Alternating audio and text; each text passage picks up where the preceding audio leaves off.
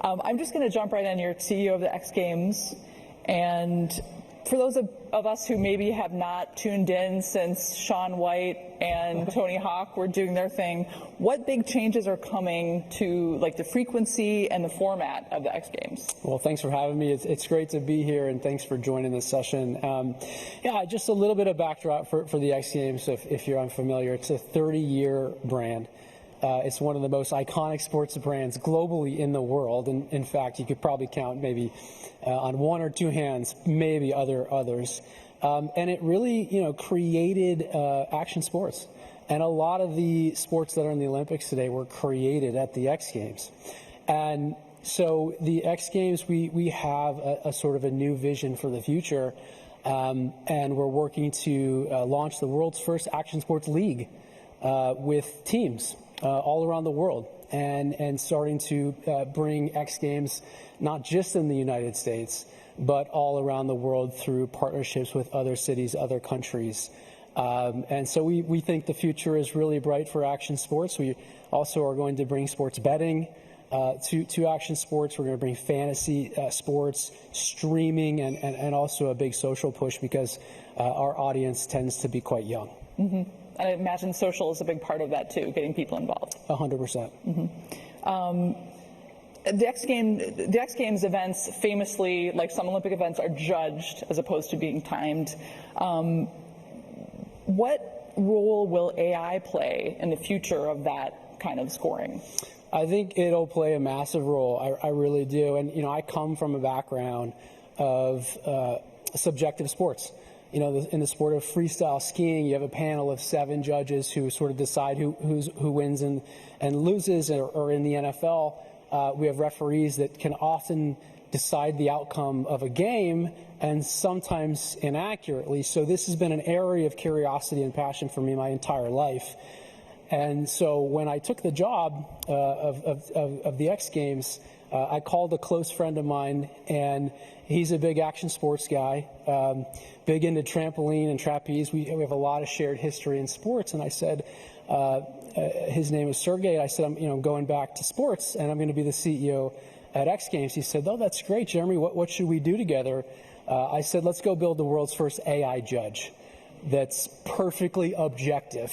And all it knows is the history of the sports, so we feed it the videos and we upload the judging criteria and we make it just as smart as possible. And by the way, we have like 6 weeks to build it. I want to put it live at the Aspen X Games on ABC and ESPN.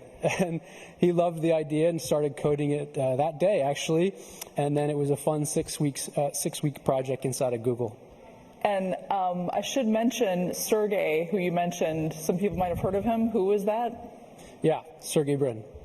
So Sergey Brin, co-founder of Google, maybe slightly overqualified to write code for an AI judge. It was pretty amazing to have him be the first couple lines of code on this technology. And then we worked with the Google Cloud team to sort of build it out. And it's in its early stages, but it actually showed up in a really amazing way in Aspen. We asked the technology to do a couple things.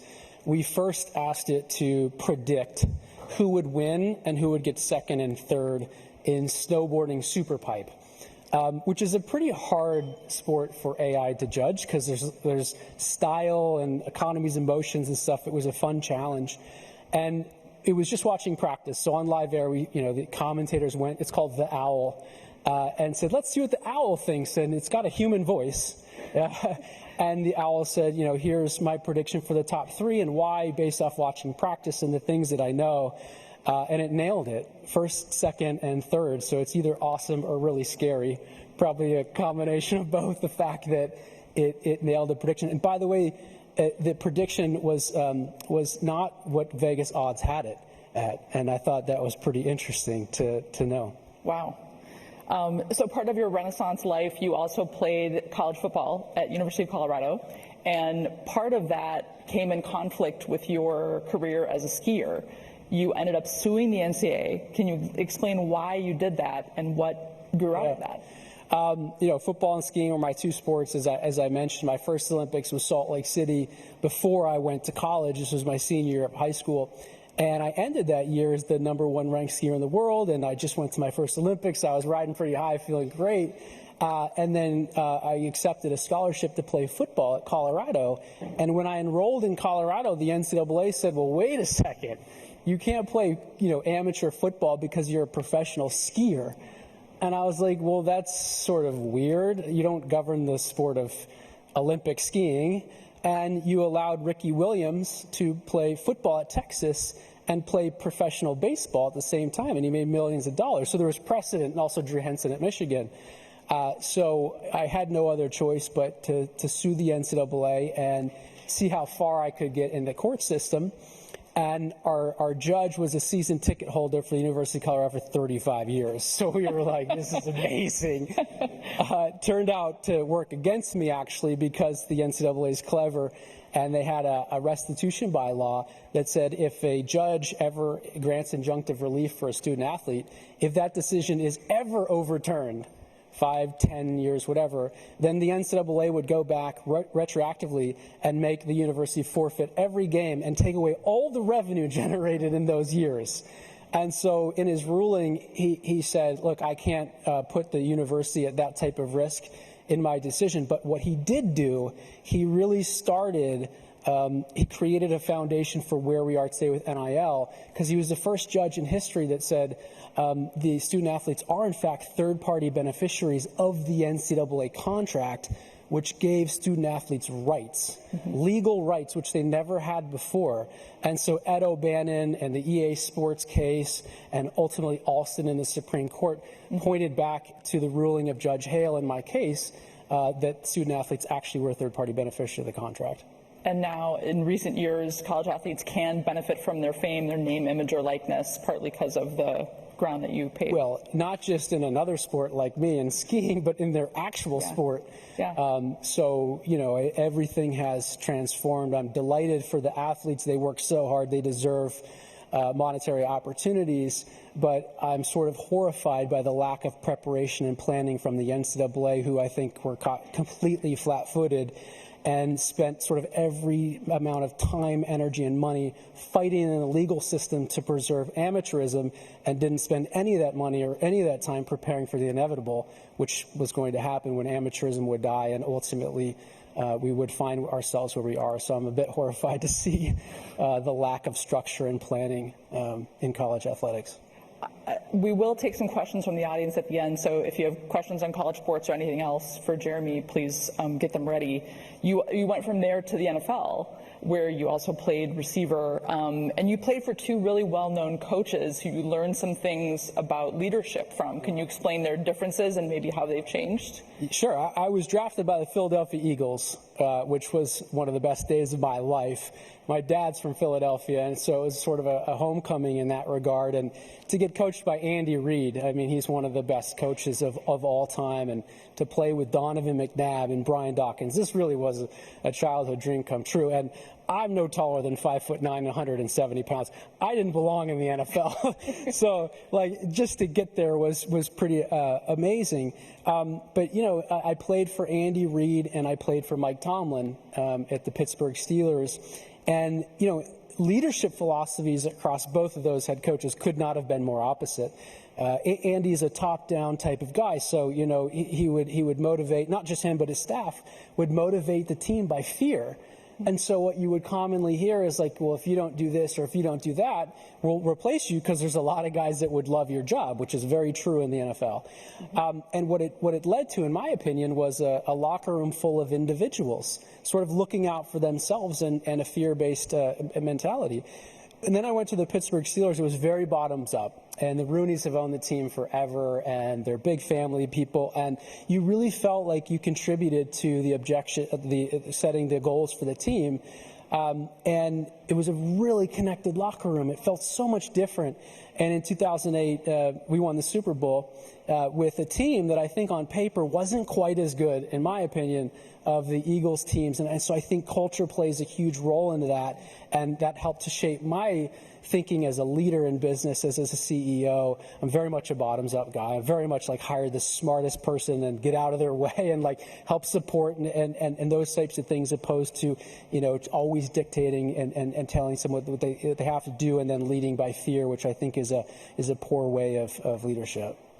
Interesting. We also talked about how when you founded a software technology company, Integrate, in 2010, you learned a lot about leading different people and how to interact differently with people based on personality types. Where did that come from, and what did you learn? So I left sports, and I wanted to just redefine myself. That was the goal.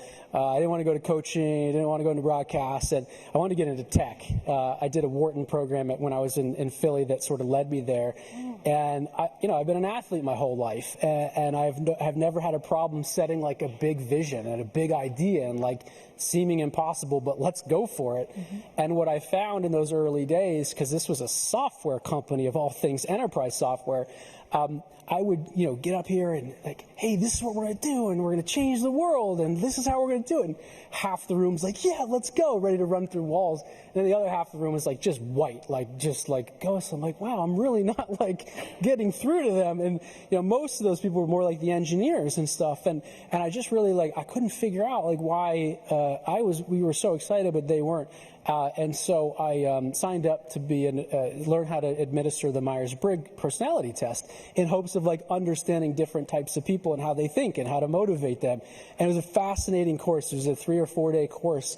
And what I learned is some people are sequential thinkers, where 1 + 1 needs to sort of at least point to 2, not 1,000, and sort of how to motivate different types of people that aren't like me and like to ingest information differently or think about the world differently. And that was really eye-opening for me, and helped me learn. And I certainly haven't, I'm not an expert yet, but how to motivate people differently.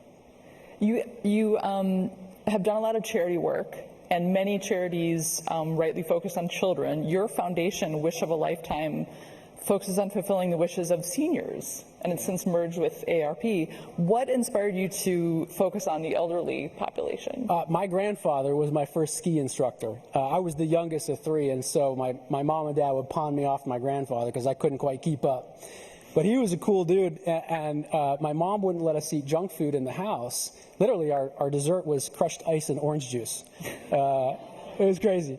But my grandfather was like a junk food junkie, and so he would fill his pockets, these miniature-sized candy bars, and we'd be on the bunny slope, and he'd take them out of his pocket, and he'd throw them as far as he could and say, if you can learn how to ski, you can eat that candy. And I'm telling you, I loved skiing at such a young age.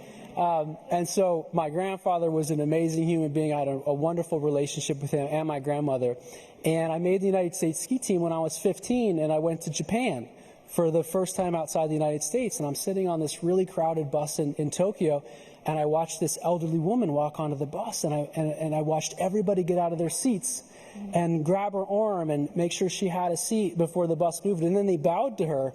And I was like, what is going on? Like, I'd never seen anything like that. And what I learned is, different cultures, different societies treat the aging population differently. And I always felt like we're a bit backwards in this country, how we think about it. And so really the goal of Wish of a Lifetime was to ship some of these cultural ideas from Scandinavia, Eastern Europe, and into Asia, into the U.S., and remind us here that 80, 90, and 100-year-old people are incredible treasures, and their dreams still matter, and their contributions to society are worth celebrating. And so we do that through granting wishes. Mm-hmm. Oh, that's wonderful. Yeah.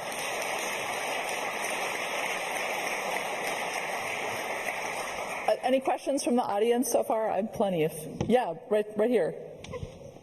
Remember to give your name and where you're from.